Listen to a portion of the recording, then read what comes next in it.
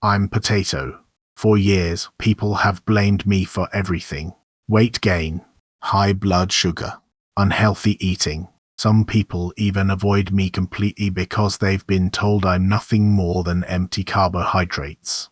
But what if I told you that the potato itself was never really the problem? The truth is, I'm one of the most misunderstood foods on the planet.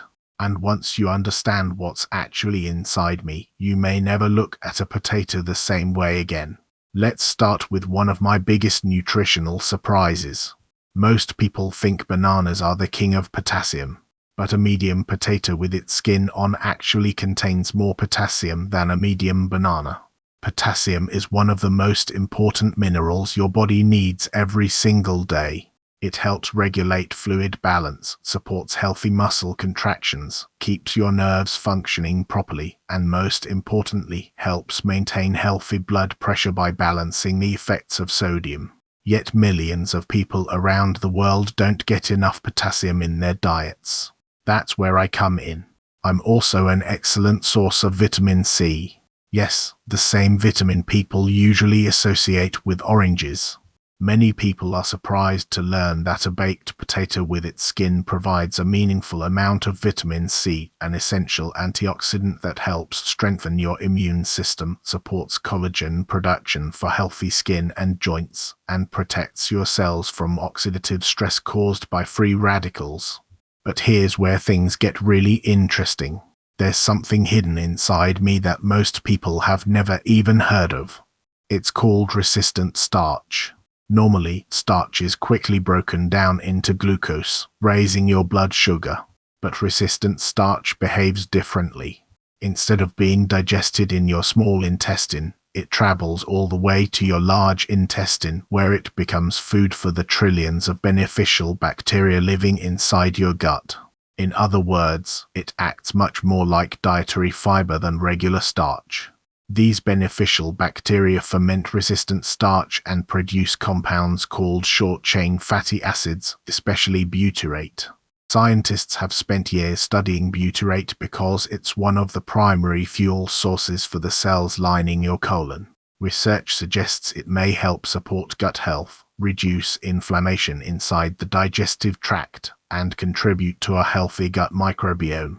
And here's the fascinating part. The amount of resistant starch inside a potato changes depending on how you prepare it.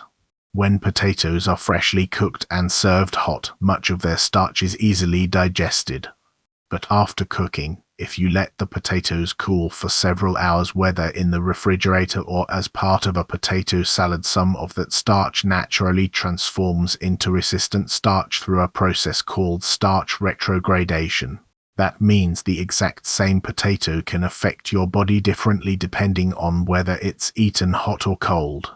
Pretty amazing for such an ordinary food. Now let's talk about something else many people throw away without realizing it. The skin. Most of a potato's dietary fiber is concentrated in and just beneath the skin. Along with that fiber come valuable vitamins, minerals, and antioxidant compounds. Peeling a potato isn't necessarily unhealthy, but keeping the skin on allows you to get much more nutritional value from every bite. Another nutrient I quietly provide is vitamin B6. Vitamin B6 helps your body convert food into energy, supports normal brain function, and plays an important role in producing neurotransmitters, the chemical messengers your brain uses to communicate.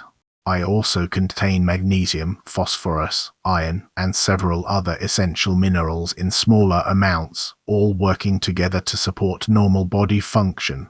So why do potatoes have such a bad reputation? The answer has very little to do with potatoes themselves. Think about how potatoes are commonly eaten. French fries, potato chips, loaded fries covered in cheese, processed meats, and creamy sauces. Hash browns fried in large amounts of oil. These foods contain far more added fat, sodium, and calories than a simple baked or boiled potato. Large scientific studies consistently show that frequent consumption of deep-fried potatoes is associated with a higher risk of cardiovascular disease, type 2 diabetes, and obesity. Notice something important. The concern isn't potatoes. It's the frying process, excessive oil, refined ingredients, and high amounts of salt. A plain baked potato and a large serving of fast food fries are nutritionally very different foods, even though they started as the same vegetable. Another common myth is that potatoes always cause huge blood sugar spikes. The truth is much more complicated. Different potato varieties have different glycemic indexes. Cooking methods also matter. Boiled potatoes can affect blood sugar differently than mashed potatoes. And cooled potatoes containing more resistant starch usually produce a smaller glucose response than freshly cooked hot potatoes. Even what you eat alongside potatoes changes the outcome. Pairing potatoes with protein, healthy fats, and fiber slows digestion and helps reduce rapid increases in blood sugar. Nutrition is rarely about one single food. It's about the entire meal. If you want to enjoy potatoes in the healthiest way possible, there are a few simple habits worth following. Keep the skin on whenever possible. Choose baking, steaming, boiling, or roasting instead of deep frying. Allow cooked potatoes to cool before reheating or eating them in salads to increase resistant starch. Avoid excessive butter, creamy sauces, processed toppings, and large amounts of salt. Instead, pair potatoes with lean protein, vegetables, olive oil, yogurt, beans, or fish to create a balanced meal. When prepared this way, potatoes become one of the most affordable, filling, and nutrient-rich foods you can eat.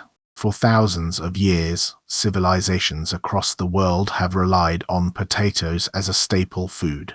And for good reason. They're inexpensive, easy to grow, highly satisfying, rich in vitamins, minerals, antioxidants, and beneficial plant compounds. The potato was never the villain. The real problem has always been what modern food